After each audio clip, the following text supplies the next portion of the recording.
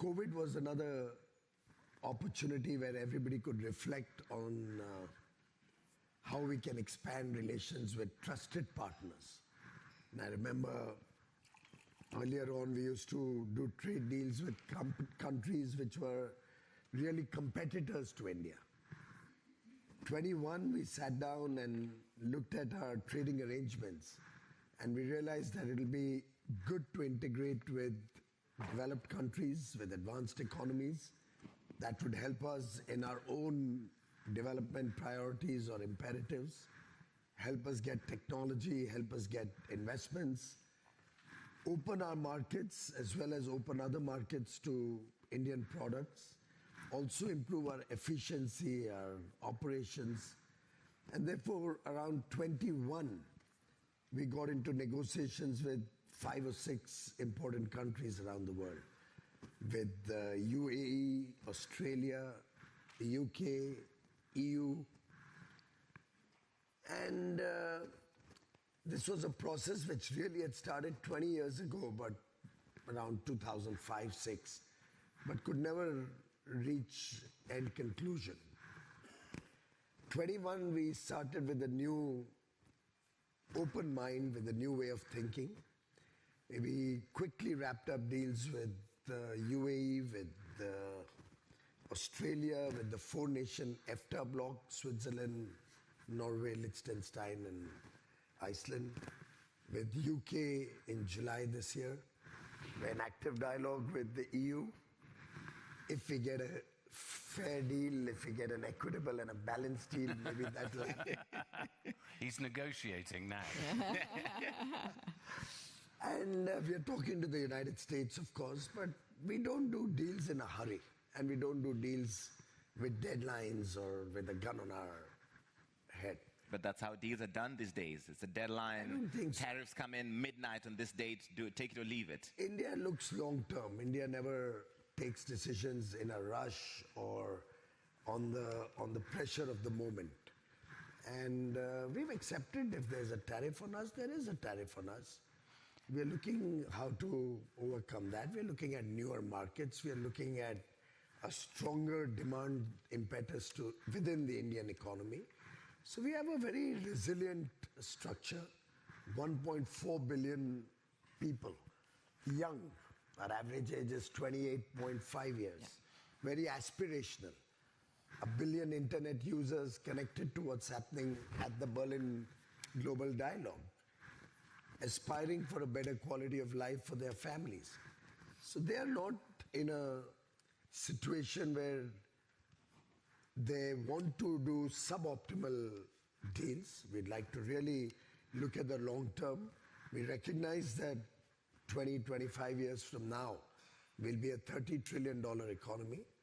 And accordingly, we will negotiate based on the future. A trade deal is on the long run. Right.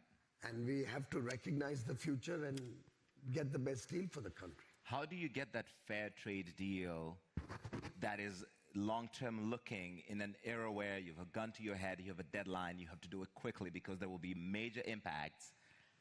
And there are also geopolitical concerns. If you don't stop buying this from this other country, then no, you won't do a deal with us. Well, I don't think India has ever decided who its friends will be based on any other considerations other than national interest. And I think if so plainly you want to be told that you can't be friends with Russia. Somebody tells me tomorrow I can't be friends with the European Union, I won't accept that.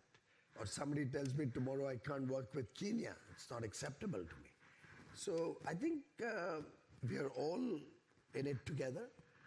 The decision whether to buy a particular product from a country is something that the entire world will have to take a call on.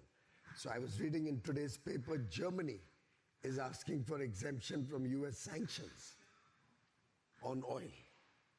Now these are UK already has sorted and probably got an exemption for procuring oil from the US. This is about the Rosneft deal, sanctions, right. I think, and we've sorted out the issues with Germany. We managed to do that very quickly, and I think the Americans will do something very similar. So then why single out India? Well, it's a specific subsidiary in relation to Rosneft. We also have a subsidiary in India of the Rosneft. Well, come and talk to us. My door is always open. Look, the only thing I'd say about speed is the world it's just a fact that we're interconnected now. We all tend to talk about goods when in trade, and lots of trade negotiations get a bit obsessed with goods, and sometimes it feels like it's the economies of 50 or 100 years ago rather than the economies of the next 50 or 100 years. And I want to go, if somebody's creating, for instance, a new video game, which will be if it's going to be a AAA game, it'll be a multi-billion pound investment across 15 years at least. Of course they're going to think about all the markets in the world, right, because they're going to be selling it digitally around the world. So what does trade look like in that environment? And of course for us in the UK financial services, that's a really important part of what we are able to offer to the world. I think still is a very important financial hub in the UK. The advantage of being close to the United States but not being the United States. Close to the European Union, but unfortunately not members of the European Union, and I think that places us in a fairly unique position. But we can't hang around on deals. I was in Buenos Aires in Brasilia a couple of weeks ago, and we're looking at the Mercosur situation and how we could perhaps open negotiations with them. The EU took 25 years. That's madness in an era of rapid interconnectedness. Indeed. So, of course, I agree. I don't want false deadlines for deals, but we do need to work faster. And if there's one thing that Donald Trump has persuaded us, it is, come on, let's get on with it. Let's not hang around.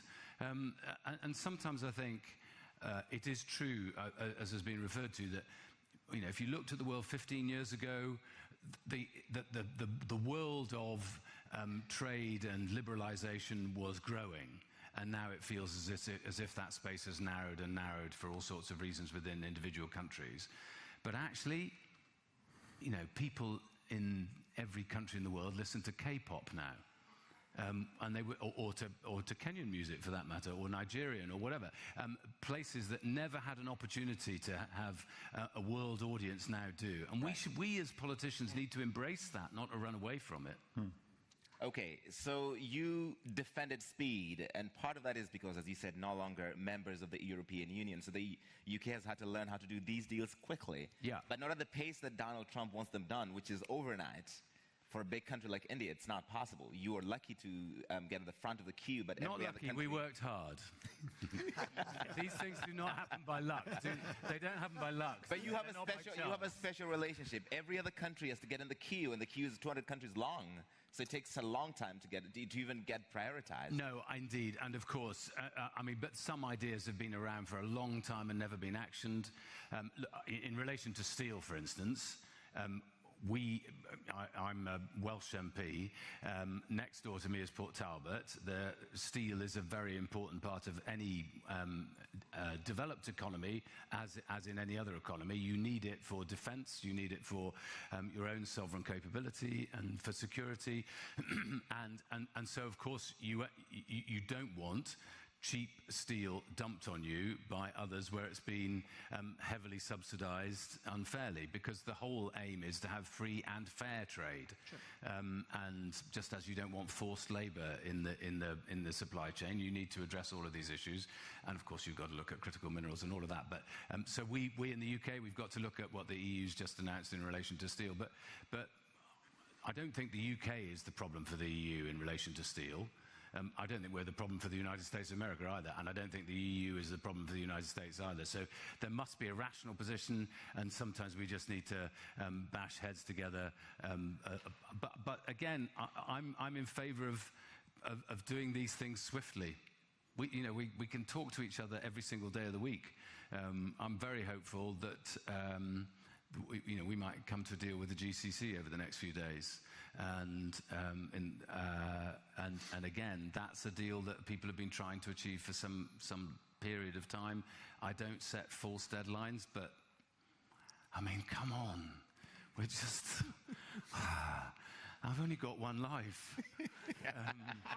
And how many of us just want to have these endless conversations where everybody's defending their own little corner of the world, and the world is bigger and our humanity is bigger.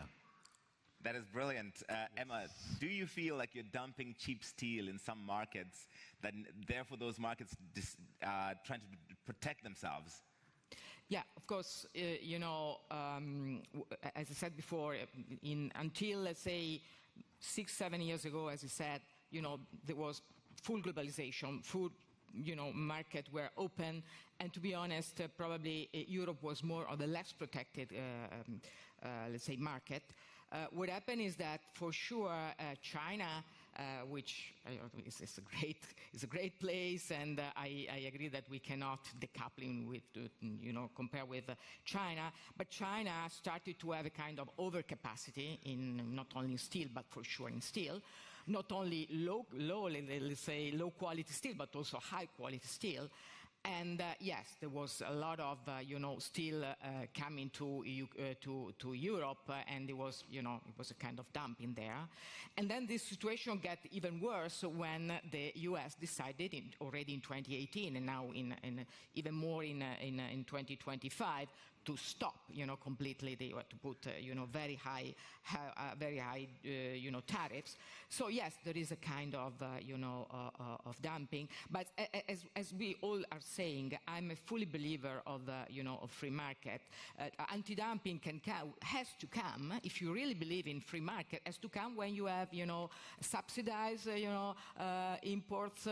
When you have, you know, state-owned company that come to your market and disrupt the carpet.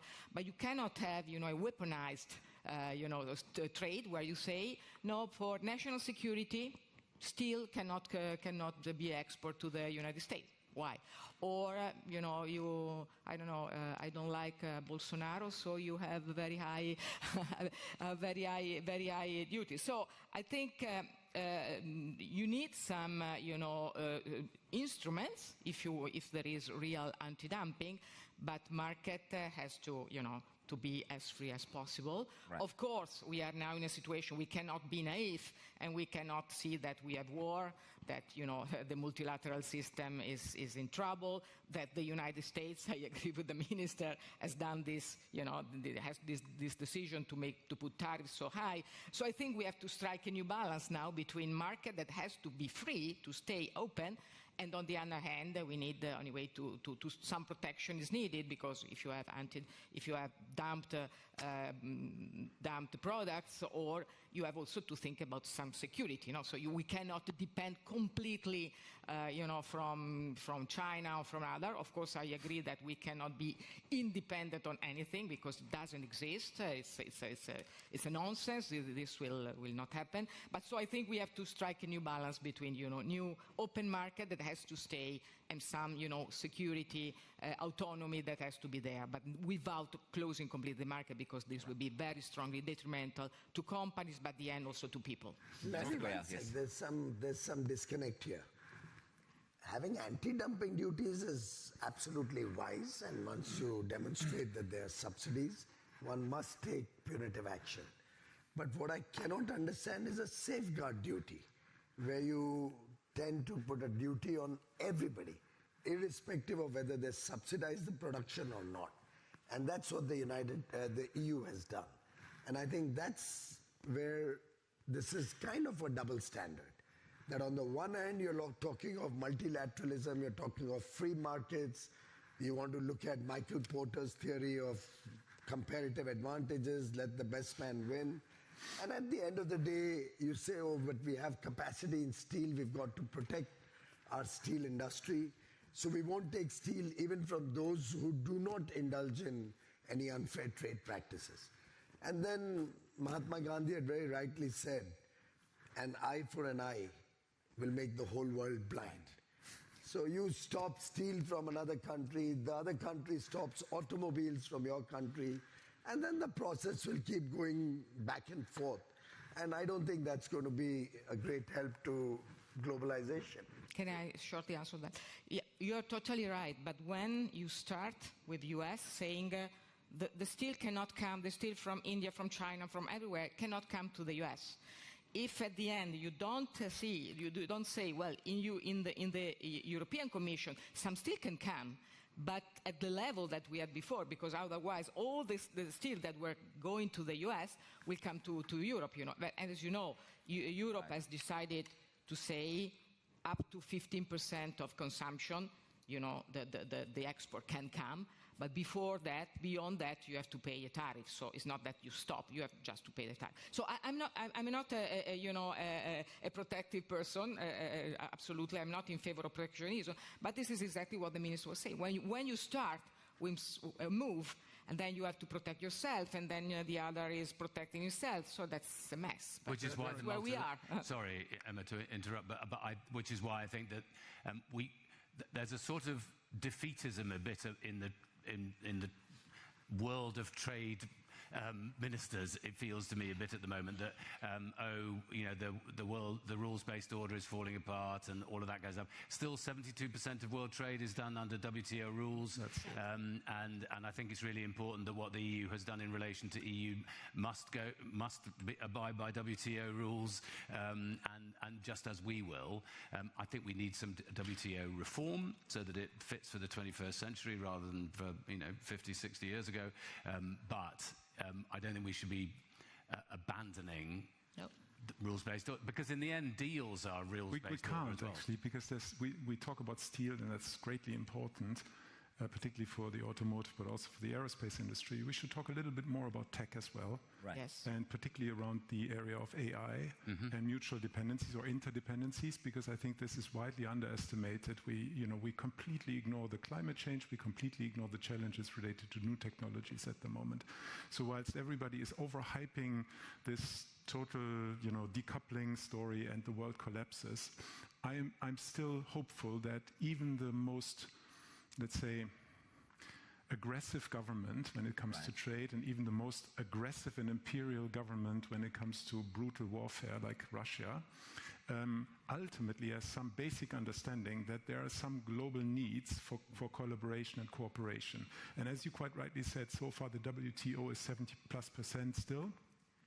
And in regards to AI, for instance, and future challenges related to AI, there also needs to be global, communication, talk, and agreement. And this is only one aspect. There are plenty of others. So the tech element needs to be discussed here as well in this context. And are you speaking to governments about that, how to think about that? Absolutely. Because I'm sure for EU policymakers, they want industrial autonomy here, but you said there's still interdependence across the entire global system. And how do you balance that, therefore? Well, it's always part of the discussions. For instance, I was in India and I spent 1 week there, and I was completely blown away by the level of excellence, engineering excellence, quality in India. For Airbus, India is a strategic long-term partner.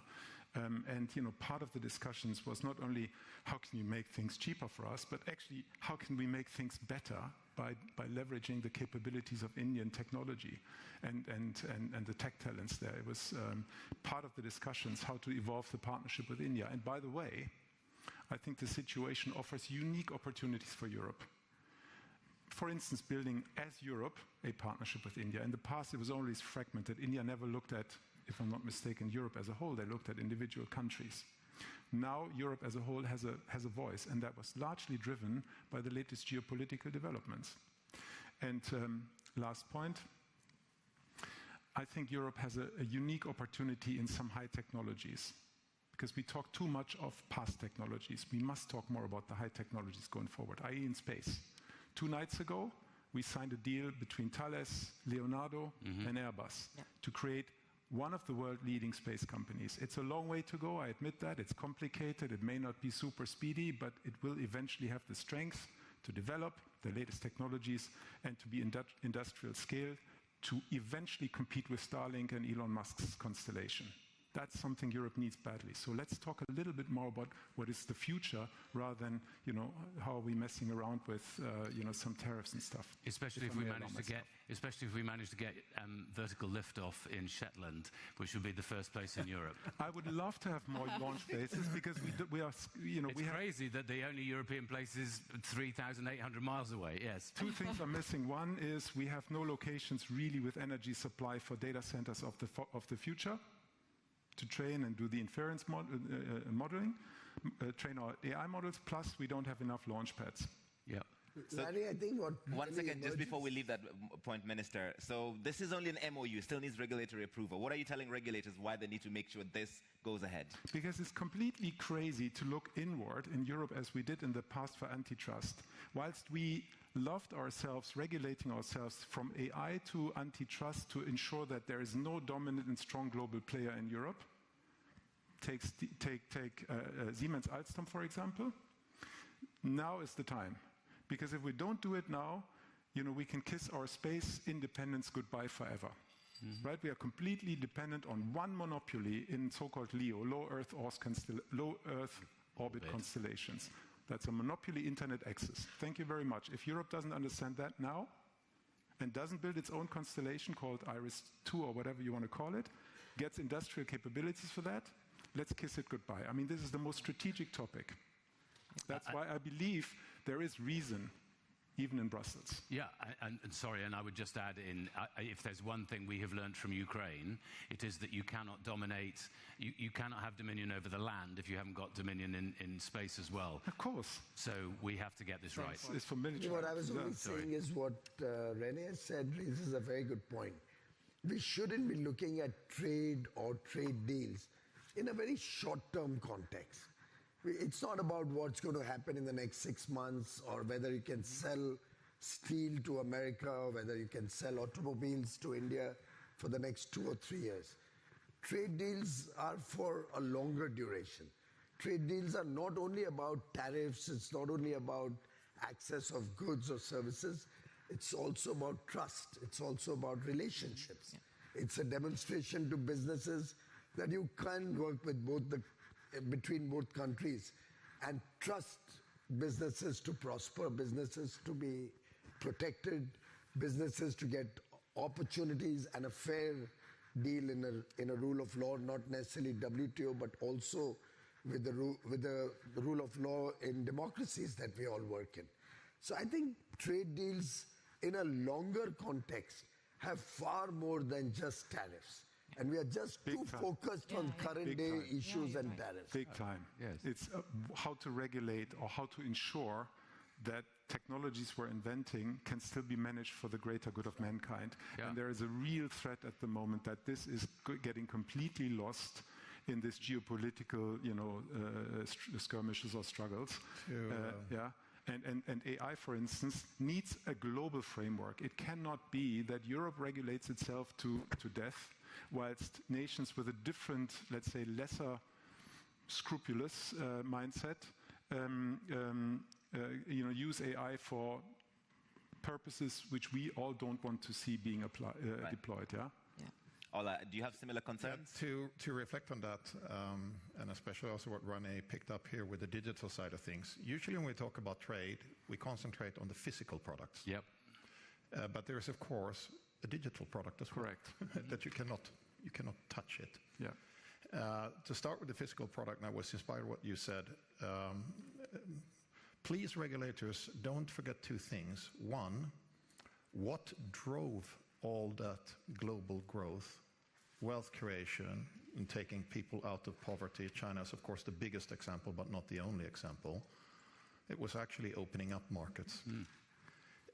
It's fully legitimate to talk about the level playing field, the way a market should work. It should be a level playing field for the market participants. So that discussion is necessary, but when it crosses the border of going into just blatant protectionism, it goes too far. So the level playing field, yes. Protectionism, no. If the goal is to grow the overall pie, and then you start fighting for who gets what a piece of it. And in that context, with speed, the speed of the entrepreneurial mind is incredibly fast. Even if I go back to the history of our company, in 1886, Gottlieb Daimler invented the car. In 1898, he was doing business in the United States. 2 years later. 12 years later. Mm-hmm. Yeah, 12 years later. And think about what the world looked like then. And the invention had just been invented. Yeah, so I'm sure he thought Germany was a great market, maybe France, maybe the UK, whatever. But He went, that entrepreneurial mind, you can never stop that.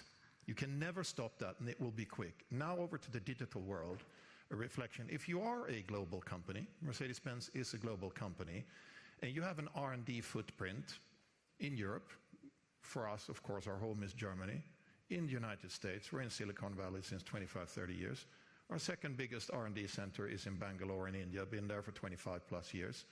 We are massively expanding our R&D activities in China with the innovation cluster there. You must be there if you want to be in the game. You cannot stop those engineers from talking to each other. Yeah. You won't. No. Which means you co-learn around the clock all the time. Yep. What you can do, and unfortunately it's being done, the software that we developed for autonomous drive in China is done with a Chinese partner because the Chinese decided, for better or for worse, to create their own digital ecosystem. They are now trying to take that into the world, whereas the rest of the world was dominated by, let's call it the American lead, not just the Americans, but mainly the Americans. So indeed, we do double engineering unnecessarily so, but the thought between the minds that invent the invention is still shared. Yeah. Even if you digitally try to insulate yourself, you cannot stop thought and you cannot stop entrepreneurial mindset and speed. So Ola, based on that, how do you stay competitive in an era of what she calls weaponized trade when you have major competitors like BYD who are becoming a very big player in EVs, or Toyota, and you're this globalized company with these R&D centers all over, and you need all these markets? Well, the old saying, if you can't beat them, join them. You definitely go where the action is, and you have to tap into the talent pool. There's no way around that. I mean, we will be the soul of the companies. We have this German soul, obviously, and the entrepreneurship and the precision and the quality thinking and all those things. We will not cast away that DNA. That is our brand. But we are so many decades away from just going from Germany into the world. I mean, that is ancient history now. You have to embrace the new talent around the world. And when we met yesterday, I was thinking, every time I go to Bangalore and I come back there, I'm twice as energized as before I came. And you just go like, wow, yeah, you meet somebody who speaks fluent German, and I go like, where did you study in Germany? And the person says, I've never been to Germany. Wow. And you go like, where that intrinsic motivation, I want more of that. And we will go to where that is. Same for Airbus, I'd say. I mean, we have European roots, but we are a global company, and we do a lot of local for local. We support India in its strategy and Make in India strategy. We try to partner very closely with local supply chain and not only suppliers, but co-developers of components and so forth. We even built some planes like the C-295 in India. We have a final assembly line. We do the same in China. We have several locations. We produce in the US, so we have to do that. Otherwise, this new world order is against us. And if we can't embrace that, I think our business won't be global anymore. But we're doing this. You're actually very bullish on India, generally. I'm very bullish on India. Do you think it will surpass China? That's for him to answer. I think the ambition, which I sensed, I'll tell you the ambition on the entrepreneurial level was beyond what I heard everywhere in the world before on the entrepreneurial level lately, because they're coming from a position which is there's lots to catch up still. Right? If you think about GDP per capita, etc. But everyone I spoke to had a massive ambition. But not only that, excellent education and super good engineering. I think the important issue is also age. We have a demographic dividend. Our average age is only 28 and a half years, yeah. Which you won't find in many other parts of the world, except, of course, Africa. Now, that young person now connected with the internet, and we have 1 billion internet users there, is very aspirational. That aspiration is driving him to work harder, is driving him to adopt new technologies, new languages, new countries.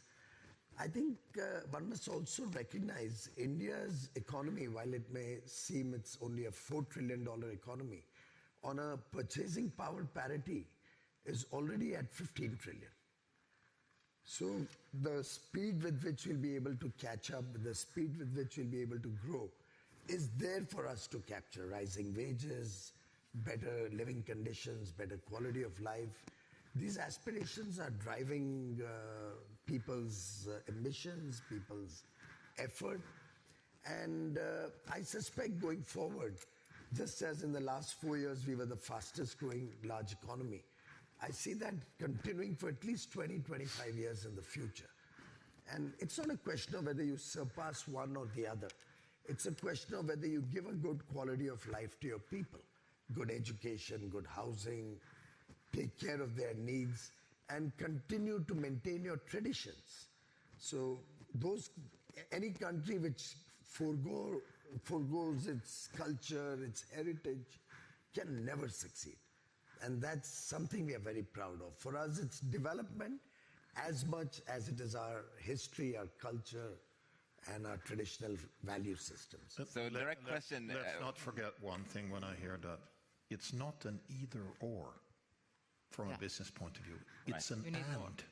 It's and, not either or. Yeah. It's an and if you take a mature, stable market like Europe for us, with the right policies, mind you, of course we can grow in Europe. And if it's not so much volume growth, it can still be revenue growth and qualitative growth because you have a more sophisticated product.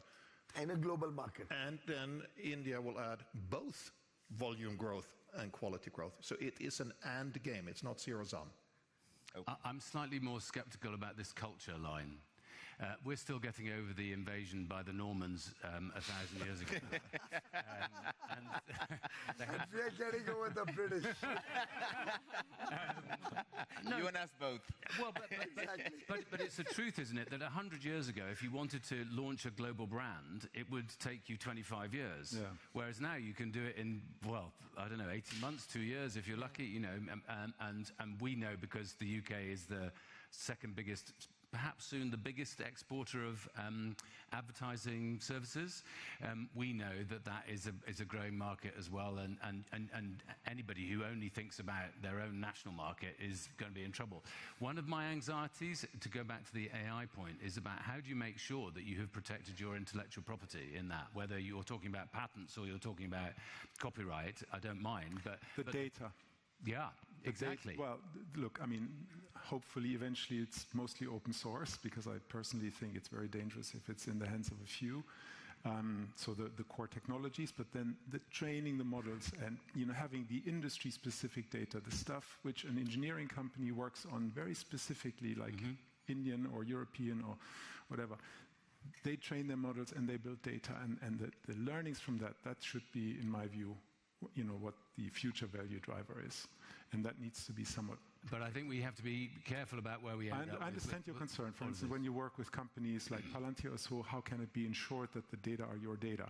I do think personally, I think it's a little overhyped in public here in Germany, for instance, the anxiety against companies like Palantir. Personally, I think they're more useful, and they should be received with a bit more open mind, because they have concepts to make sure you can protect your data. That's my personal... So I think data adequacy agreements need to be part of this whole equation as well. That's correct. Between different countries, so the different countries understand how they're using data from one country to another. That's exactly right. But I'm still mystified by when you rent a car and you land at the airport, why every country seems to have a completely different system for verifying who you are.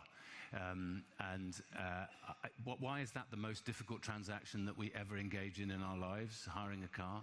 What's that? Hiring a car. I'm not in that business. You should ask him. He just makes the cars. He doesn't hire them. I will talk to our rental partners about that. Why is there a different parking app in every single city in every part of the world? Why can't there be one big issue? Of course, market economy is chaotic, and you will have many market participants and all that, and the other, and the best ones will win. But on the topic of intellectual property, and of course respecting contract law and all those things that are the basics for a functioning market economy, I think it's also, as you said, maybe a little bit overhyped. Yes. Of course we file patents, no question. Yeah, Mostly patents are respected. Sometimes actors try to violate patents and you end up in legal disputes and this, that, and the other. But even if I would hand all the drawings of our most sophisticated S-Class to every competitor around the world, if I would just open up my little treasure chest here and hand them the blueprints, so what? Yeah. That is not what's going on right now. They can't build it, even if you gave them the drawings? Even if they can build it, that's yesterday. It is the patent that has not yet been filed, that is in the mind of the engineer, that we are discussing in the product creation process, which is the most valuable intellectual property for us. So you're always on the cycle one ahead of what is actually in your patent box. Yeah, And you have to push forward like crazy. So the biggest theft that you could make from one competitor to the other is probably to take the people. It's the talent. The talent, not necessarily the For IP. goods, but not for services. And services may be... It's very different. Yeah, to services may be different. Services may be different. René, you want to add? No, he's right. Ola's right, but it depends on the cycles, right? If in the car industry, the development cycles have shortened now to, what is it, 4 or 5 years? Yeah, 3-4 years. 3-4 years even. Yeah. So it's a short cycle. From the aviation industry, you have longer cycles. So you really don't want to lose, the core knowledge and IP and so on. But principally speaking, he's right. The talent, the few talents, Right. are the strategic differentiator going forward, as long as they cannot be replaced by AI. It's so long, you don't have delivery slots for the next few years, right? What? For new aircraft. Well, single aisle, that's true. The order book is very full for probably 7-8 years or so. Yeah, true. So if somebody were to get the drawings, then that would be devastating. Nah. That's not a headline I'm going to produce here. I tried. He's a good politician.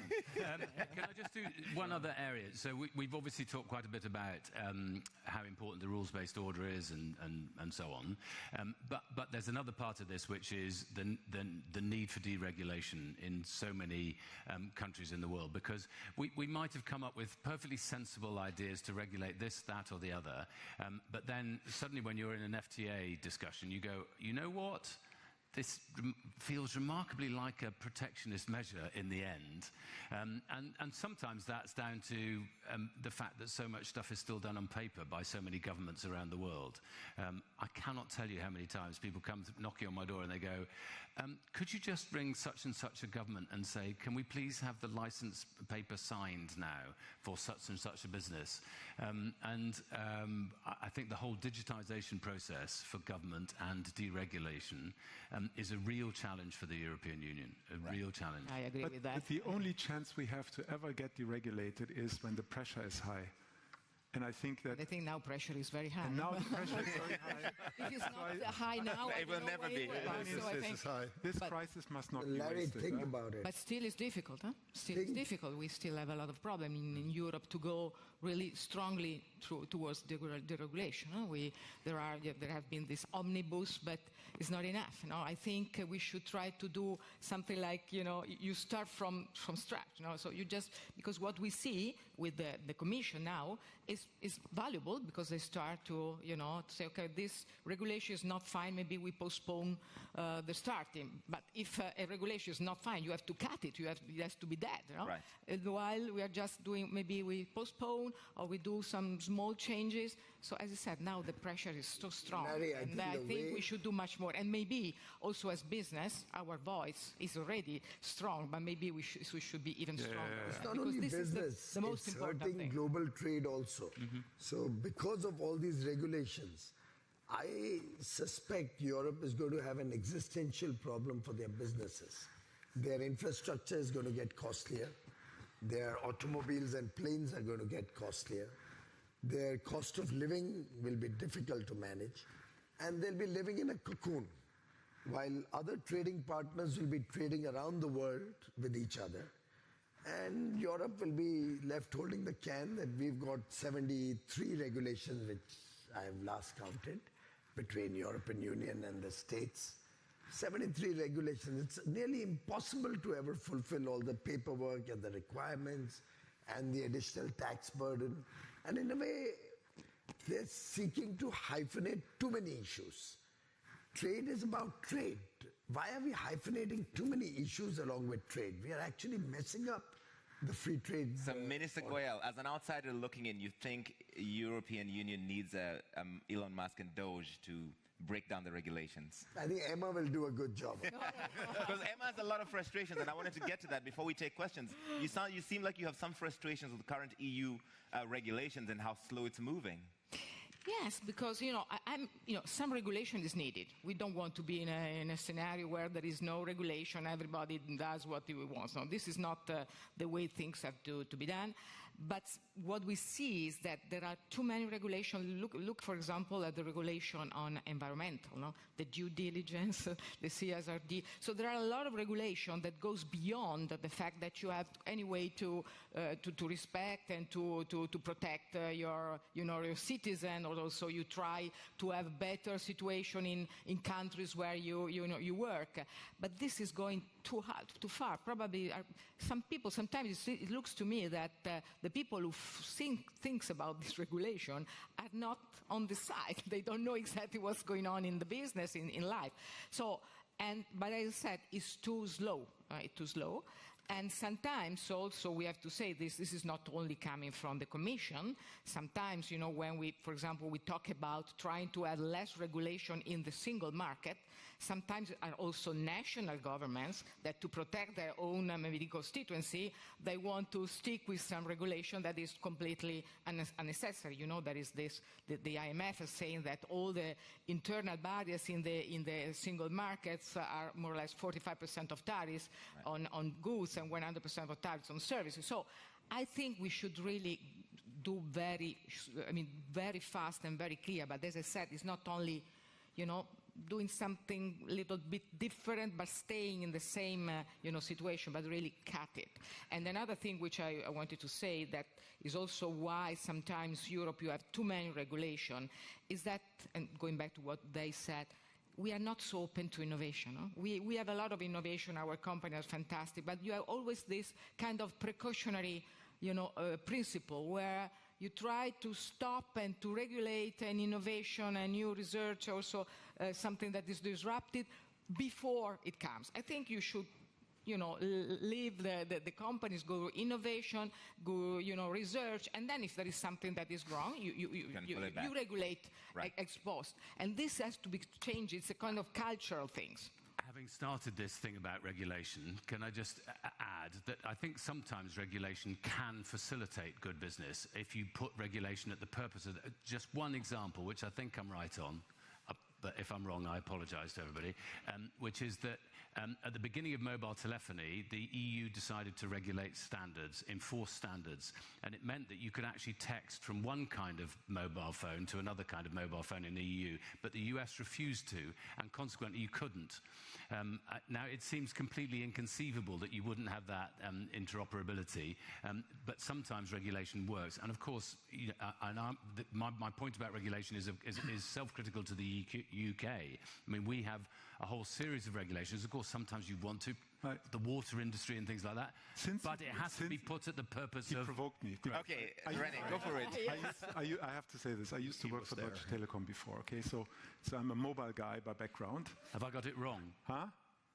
Well, the EU was extremely bad in regulating the telecommunications sector because it ensured that there are still more than 100 players around. Yes. And a completely fragmented market, and it's super capital intense. And, all the regulation in the EU led to us for a long time, being extremely handcuffed. But now gradually, it's being understood that there needs to be a different market structure, and regulation, I think, gets more and more, hopefully soon, reasonable. But apart from that, I think one of the biggest issues we have is the low adoption of AI in European companies versus other areas in the world.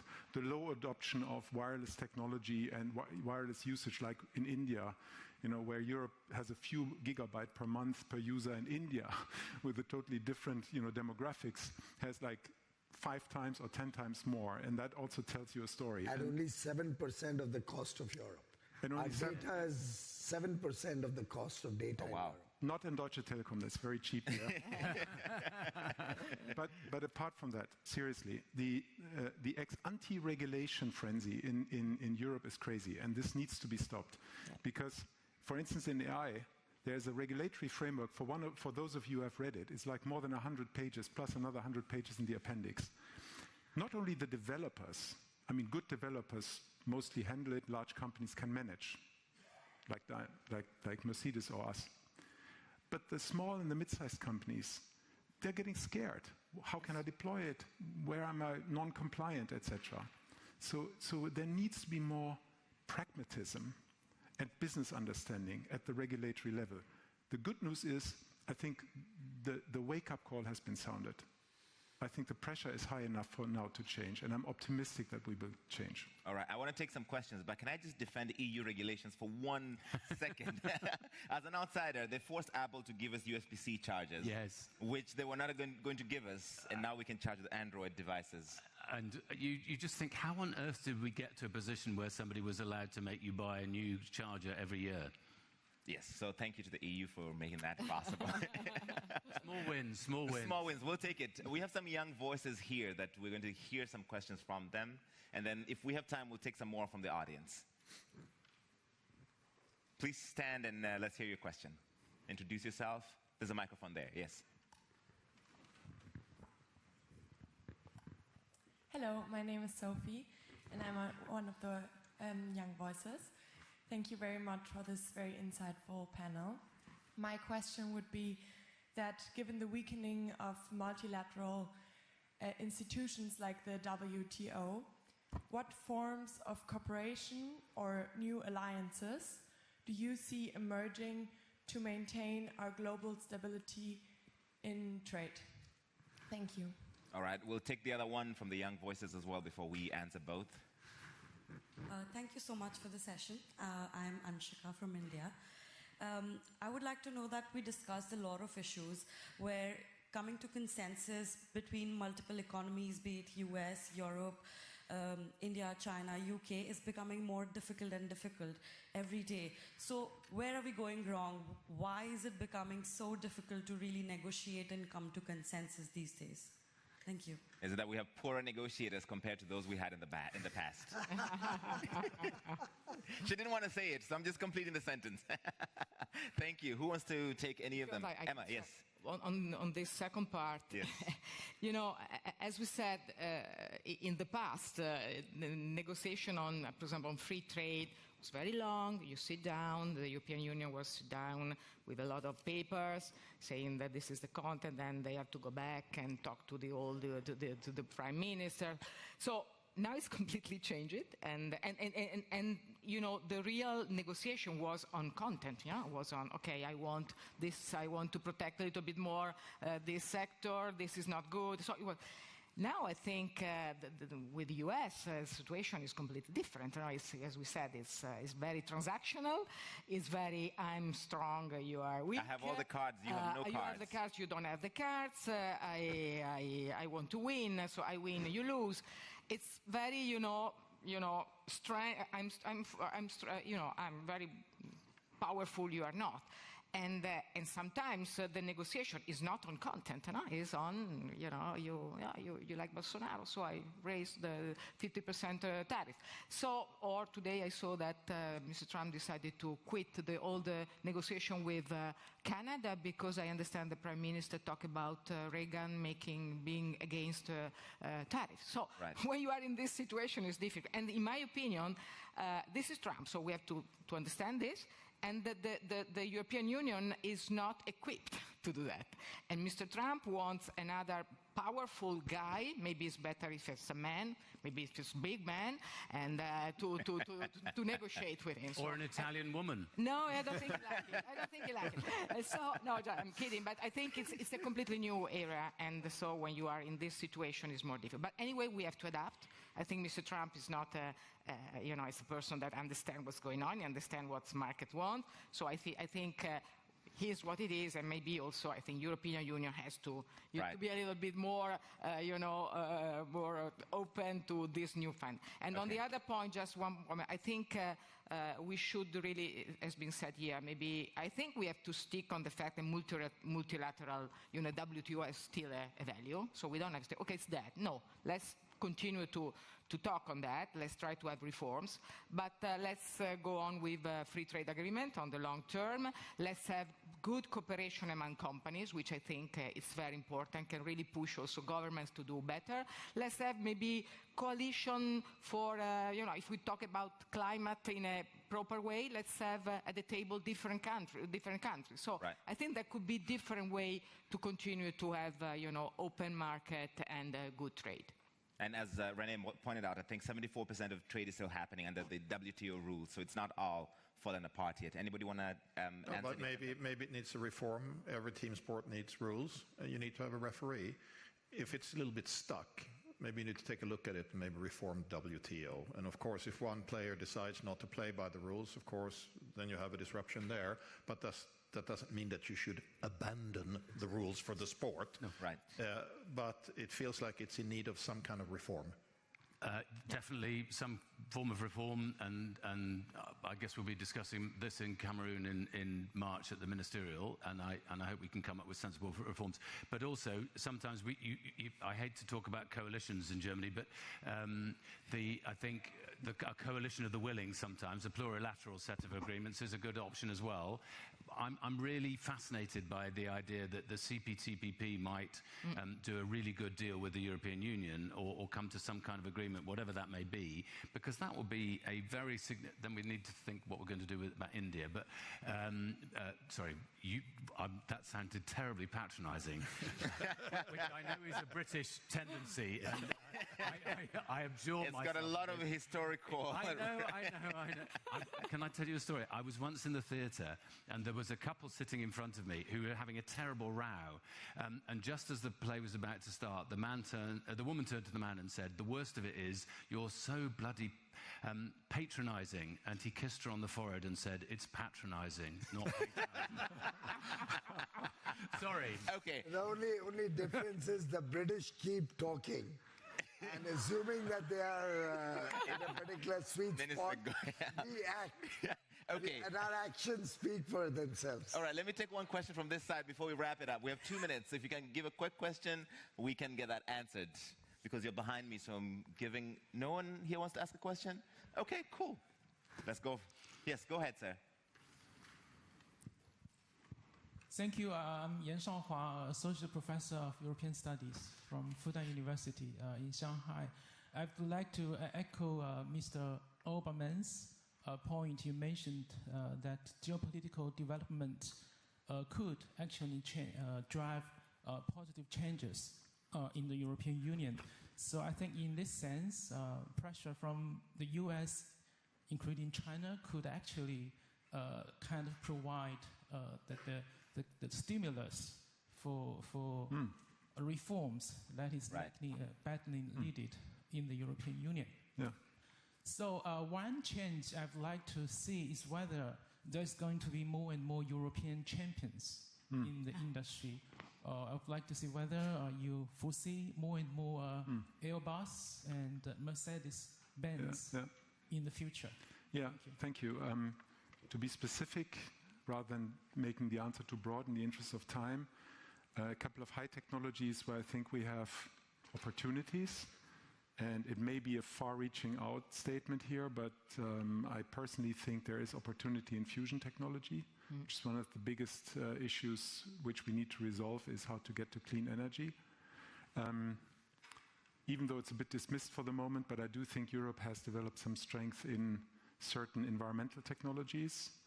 I also think we have good research, at least promising research at this point in time on quantum, which we should not this time please mess and let all the expertise go and get entrepreneurial activities elsewhere. We should really foster on creating an entrepreneurial ecosystem around that and transfer from science into business. And I know it sounds completely bizarre when I say it at this point in time, but 10 years down the road, I think we're much stronger also in some important defense technologies. All right. And the spillover effect. Can I add one aspect to that? Because I think sorry, this is I'm really monopolizing here. I'm sorry. Yeah, no, just one aspect to this. If you look at the history of global champions, quite often the global champions arise from a very strong position in their home market, and then they go into the world. So if we want to increase the likelihood of more European global champions, as Europe, I would do two things. I would complete the single market, and I would do a capital union market so that we actually have a real market of 440 million. I would like the UK to come back if it's possible. And the second thing I would do is to change our policies to promote economic growth. Because that United States and China are trying to do in their different ways, whereas we have kind of come off the main road and we have become a low growth area. If we increase growth and complete the single market, we will have bigger bases and a bigger business base here to be a champion, to then be a global champion. All right. I agree. We are out of time. Thank you, Professor, and thank you to all of you, ladies and gentlemen. This has been fantastic. I think we solved trade on this table. Yeah. It's all so please.